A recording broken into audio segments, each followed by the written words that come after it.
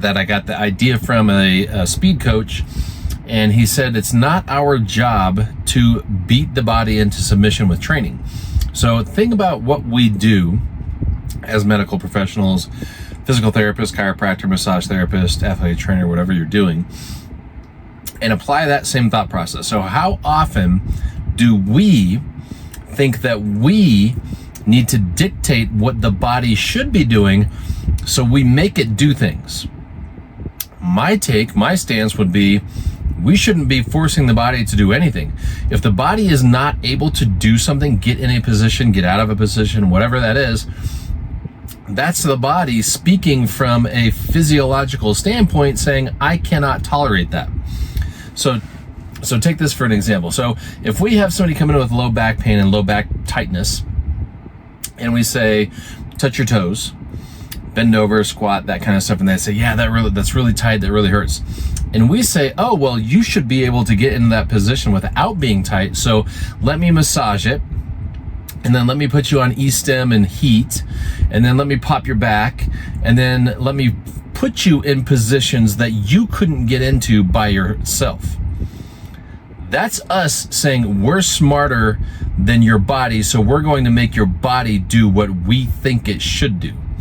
Meanwhile, your body is saying, please don't do that. I can't tolerate that. I'm trying to protect these joints from getting into positions that I can't tolerate. So why so often is what we do treatment-wise violating physiology to put people in positions they can't tolerate? So when a back pain patient comes in and says, I can't do that, we should say, I wonder what's going on a physiological level that's not allowing you to get in and out of those positions. So if we know that muscles, primary job, the only tissue in your body that contracts, the only contractile tissue in your body is muscle. Bones don't contract, connective tissue doesn't contract, adipose doesn't contract, muscle contracts. And when muscle contracts, talking skeletal muscle now, it does one of two things. It either moves your joint or it stabilizes your joint. So if your muscles are tight and contracted, why would that be? What regulates muscle contraction? The nervous system, okay?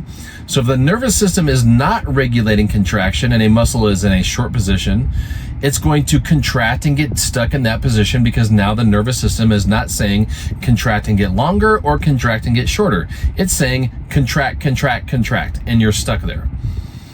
So rather than us saying, well, let's force that to relax, we should say, why is that happening? And how can I reverse the cause of that? So that's my take. Post your take below if your take is different than mine, or if you agree with me that we shouldn't be violating physiology. We should actually be using physiology to our advantage. So what I would do would say, let me see if that muscle can contract. Let me see if that muscle can facilitate a contraction. If it can't, then that's telling you the nervous system is not regulating contraction and we need to reset the nervous system. So that's what I would do. If I have somebody come in and touch their toes and say, I have tightness in my back or tightness in my hamstring, I would say, I know that there's something called the law of reciprocal inhibition that could be influencing what's going on here. So let me check and see if the muscles that should be pulling you into flexion are inhibited. And if that's so, then that means that if those muscles are not pulling you into flexion, there's no reciprocal response going to the extensors saying contract less.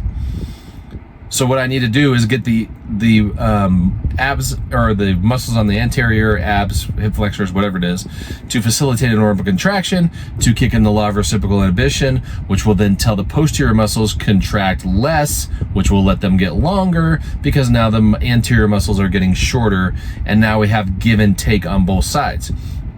If I used old school PT thought process and said, I'm just going to make those muscles in the back relax, and I never made the muscles in the front contract, what do you think happens to that patient with tight hamstrings that leaves your clinic after you stretch them, foam roll them, massage them, heat them, stim them, and they get into a longer position, and now they go sit in their car and drive home for a half an hour? Well, those hamstrings get in a short position again. They can't regulate that short position because now you even made them worse by causing more inhibition. So when they get out of their car, they can walk home, now they have tight hamstrings again. And what were they told to do when they have tight hamstrings? Stretch them, foam roll them, have their friend massage them, whatever, which continues to make them worse. Okay, so back to the point here. It is not our job to beat the tissue into submission to make it get into positions that it can't tolerate, but we think it should.